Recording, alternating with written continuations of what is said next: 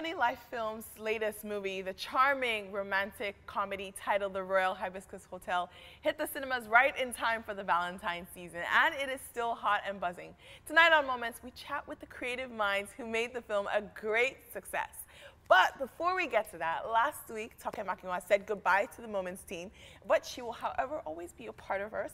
We love you, Toke Star. But today, I'm so delighted to introduce to you Miss Vimbai Mutinhiri. She is a Zimbabwean actress, model, and TV personality, and she is a great new addition to the Moments team.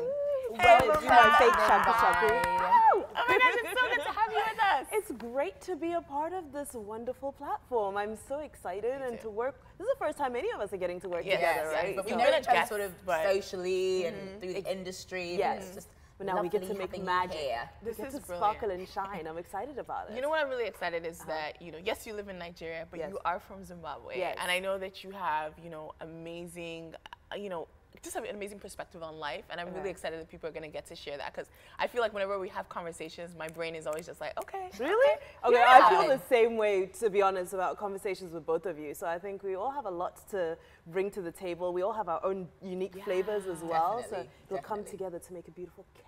And you look stunning. Thank you. Oh, high five, girl. Yes, Always mama. beautiful, Vimbai. You brought the extra fashion element. Well, you know, the onto pressure the is show. on. You ladies always look so amazing. So I was like, ooh, let's bring the A game. Yeah, girl. You definitely did today. Thank Definitely you. did today. Thank It's you. going to be an amazing season and an amazing journey with Vimbai, who's now part of the Moments team. But we're going to go on a quick breather. We'll be joined by two fantastic guests from the movie, The Royal Hibiscus Hotel. You get to meet them right after this.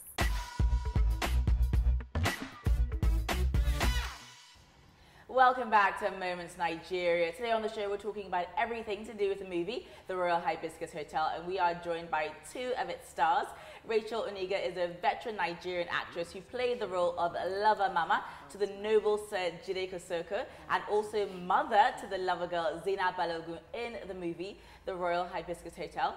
She started off her acting career in 1993 and has acted in hit productions such as Wale Adenuga's Super Story and AY's 30 Days in Atlanta, amongst many others. We also have with us the man who, by merely looking at him, you will be incapable of keeping it together. Trust me, he is Mr. Charles Inojie. He's a Nigerian actor, comedian, movie director and producer, and he played the role of an old-timer chef in the movie. Welcome to Moments. Welcome. Thank you very much. To have you guys in the flesh. Thank you. I'm happy to be here.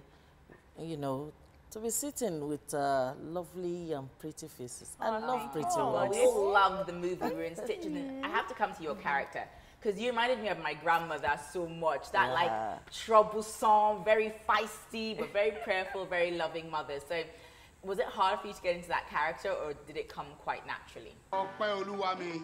My dear. Hello? If she knows that you are dying or shares that you are dying, she will jump into the plane immediately and she will come today. Come tell her you are dying. Who is dying? You now. Oh, Lord, my dear. I won't die. I should say it came naturally because as an actor, I'm supposed to play any role I'm given to play, because if you can't do that, then you're not an actor. You have no business in the industry. So it's one of those things. Yes. You play at. It's like, Second nature. yeah, like a plaything, and you play and enjoy it, which is exactly what I did. I absolutely love both of your characters in the film. Thank you. And Charles, I want to find out, what was your impression when you first got the script, you know? What did you think about the whole production? Oh, well, I don't know. For some reason, I always have this conflict trying to let the world take me serious. And all of the times, the things that come to me in terms of roles are those roles that will never let anybody take me serious. Yeah. So when I got this, I said, oh, not again. Now, Because you don't actually look serious. that's not true. That's not true. So, well, I said, Michael, okay, an old child who holds tenaciously to the old ways, finding it difficult to embrace the new order. Okay, how do I do this without looking like all of the things that I have been in the past? And like she said, we went into the archives, borrowed from all of the ingredients that make up my training, and today we have Michael. I love that. I love that you played to a little bit of reinvention so that your audience can experience a different side of you. Tell me some of the things you guys had to do to make sure your chemistry was authentic on camera. The chemistry actually has to be there so that it flows, because if it's not there, you know. It's cold. But for me, I could play with anybody. And Zainab, she's so humble. I love it when you're playing with people who are humble, and she's just that calm, cool. When she's needed, she's there. And so it makes it even easier. So, you know, I easily just embrace her like my own, and she did. Even after the set, when you, oh, Mama, you know, a hug, a peg, it's still there. So you still have a relationship. Yeah, it's always there, and that's why it really worked. I watched it at the premiere. The whole screening hall was in stitches. I mean, when you have those kind of comedic moments, is there a lot of improvisation that goes in it in terms of, you know, do you guys go there? Because the chemistry between you and Jide Kosoko was just brilliant. You know, the script sometimes is a guide. And if you see it as a guide, although with the Royal Hibiscus Hotel, we played to the script, but you allow your body to do the rest. And that's why you people are always asking, and people, they ask, did you have to go outside the script? You let your body do that. Talking about, you know, what you get on set and the final product, you're both veteran actors. You've experienced, you know, receiving a script, going through it, shooting it, and then watching the final product, which may not be what you had in mind when you were filming. Did the Royal Hibiscus Hotel, the final result of it, was it an expected outcome for you? Did you expect the production, the final movie, to look the way it did? If I have to judge the script and the final product, I'll say we have a very wonderful job. I mean, the production wowed everybody. I did just a couple of scenes, maybe 5, 6 at the most. But I'm shocked that even as minimal as those scenes are, my character still stood out, which perhaps is why I'm qualified to sit here today to talk about the movie. It is always the joy of every actor to work for a big studio. Of course. So when the call came for me, whether I eventually passed the audition or not, I knew this was a landmark experience for me. I mean, to have been called amongst the very many of my colleagues out there. And we did our best. No, I don't. You guys didn't disappoint at all. You exceeded all expectations, I believe. What a phenomenal movie, and your roles were outstanding. Thank you.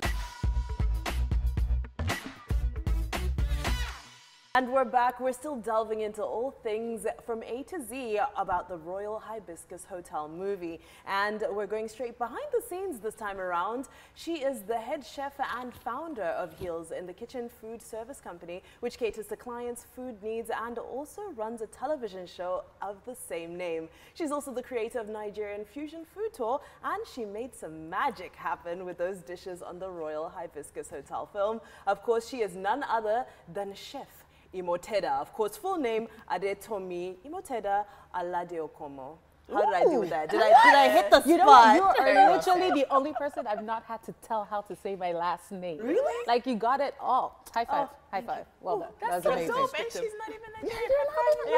I'm trying. The accent was The accent was very on point. Very Yoruba. very Thank you. But, girl, let's get straight into it. Tell me about the process of coming up with, you know, with recipes for a production like this. Yeah, I was very excited about it because they said they wanted to do, what I do is Nigerian fusion, and they said, oh, they want all the dishes to be Nigerian fusion. And when I got the script, because I had to go through the script, the writer kept putting uziza in there, and I was like, okay, I never use it. But I was like, we could come up with a dish that works with this. So we did, I think I did about probably 8 dishes on there, and my favorite one was the main dish where, no spoilers, but there was a main dish in there, and it was a goat shank with uziza sauce and yam puree, and it was a play on like an English roast, but in a very Nigerian way. So, you know, you have your mashed potatoes, and instead of that, we had the yam puree, and then instead of like a leg of lamb, or even a beef roast. We had the goat shank that was like cooked for 8 hours. Wow. And then instead of a gravy, made this really great like uziza sauce. So just made the goat reduction from the braised liquid and then infused it with like the flavors of uziza. You're like so it was really exciting. right now. Right? I've lost everybody.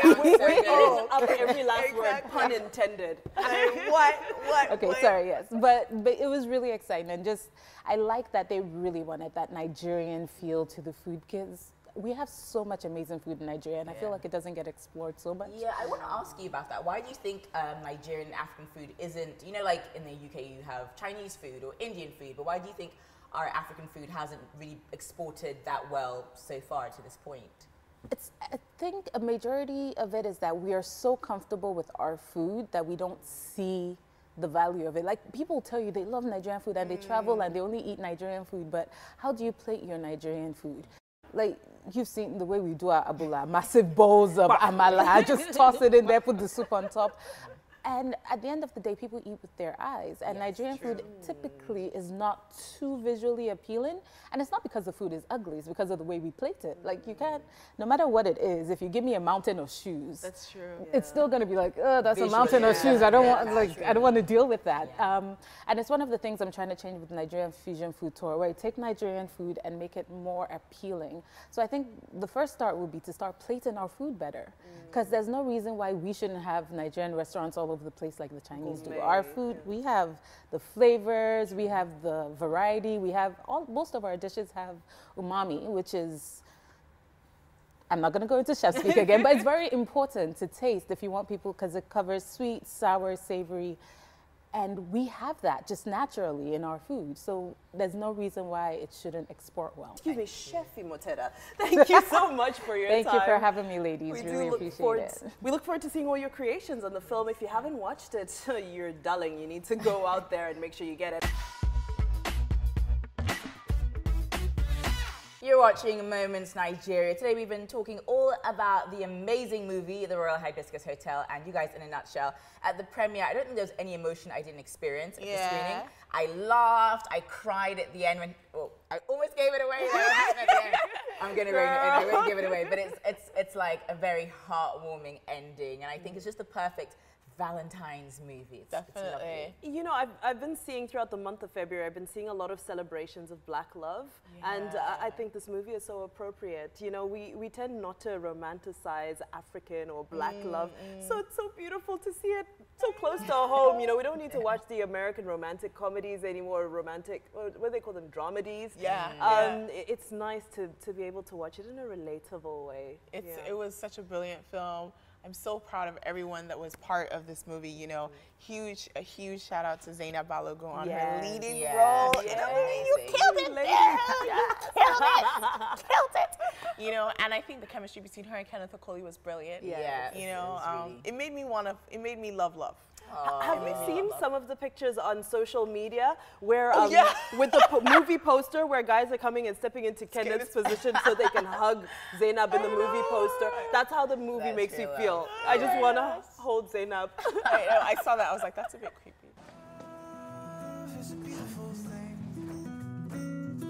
This season of love. You guys, I mean, I can't describe the emotions I had during this movie. It's worth seeing once or even twice for the super romantics out there. Trust me, you'll be messaging me on social media telling me about how much you love this movie. Huge congratulations to the entire EbonyLife Films. That's all we've got for you for this episode of Moments Nigeria. But do remember, as always, if you can think it, you can do it.